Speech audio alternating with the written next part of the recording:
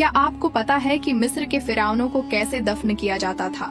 और वो अपनी लाशों के साथ ऐसा किया करते थे कि हजारों साल गुजरने के बावजूद भी उनकी लाशें आज तक महफूज हैं।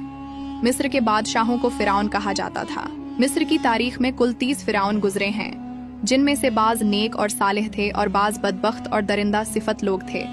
इन तमाम तर फिरौनों में सबसे बड़ा जाबिर और जालिम फिरौन वो फिरौन था जो हजरत मूसा अलैहिस्सलाम के दौर में था, जिसका जिक्र कुरान पाक में भी मिलता है। उस फिरौन ने खुदाई का दावा किया था और वो मुसलमानों पर अपना जुल्म सितम भी करता था। दोस्तों, मिस्र की कौम में अगर कोई बादशाह मरता था तो उस मरने वाले बादशाह को एक खास तरीके से दफन किया जाता था। उस मरने वाले बादशाह की लाश को हनूत करके, यानी एक खास किस्म का मसाला लगाकर दफन किया जाता था, जिससे फिरौनों की लाशें गलने सड़ने से महफूज रहती थी। बादशाह की लाश को हनूत करने के लिए सबसे पहले उसके जिस्म से तमाम अंदरूनी आज़ा को बाहर निकाल दिया जाता था, सिर्फ दिल और आंखों को छोड़ दिया जाता था।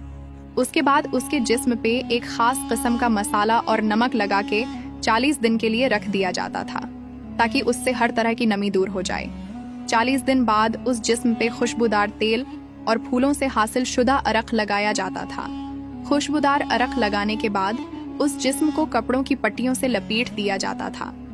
कपड़ों की पट्टियों को मजबूती से जोड़े रखने के लिए इन पट्टियों के ऊपर एक लेसदार मादा लगा दिया जाता था।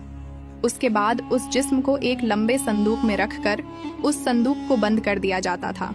लेकिन बाज दफा संदूक में हनूत शुदा परिंदों के जिस्म भी रखे जाते थे। संदूक को बंद करने के बाद इस संदूक पे मरने वाले शख्स की तस्वीर बना दी जाती थी।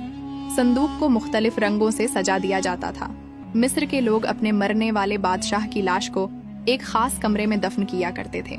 यहाँ तक कि बादशाह की जिंदगी में इस्तेमाल होने वाला सारा सामान उसके मकबरे में दफन किया जाता था, और उसके साथ साथ उस मरने वाले बादशाह की जिंदगी के तमाम तर हालात उस कमरे की दीवारों पर एक तहरीर की सूरत में लिख दिए जाते थे।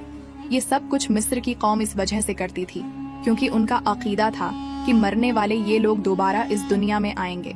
दोस्तों, आपको ये भी बताते चलें कि मिस्र में सिर्फ बादशाहों की लाशों को ही हनूत नहीं किया जाता था, बल्कि बहुत से अमीर लोग भी अपने प्यारों की लाशों को हनूत करवाते थे, और इस काम को सर अंजाम देने के लिए मखसूस लोग तैयार किए जाते थे, जिनकी हनूत करदा लाशें हजारों साल गुजरने के बाद आज भी मिस्र के अजायब घरों में महफूज हैं। मिस्र के लोग इंसानों की लाशों को हनूत करने के साथ जानवरों की लाशों को भी हनूत करते थे, जैसा कि बिल्ली, शेर, कौवा और बंदर की लाशें। दोस्तों, हम उम्मीद करते हैं कि आपको हमारी वीडियो अच्छी लगी होगी। अगर आप इहराम मिस्र से मुताल्लिक भी जानना चाहते हैं तो हमें कमेंट सेक्शन में बताएं और हमारे पेज को लाइक करें।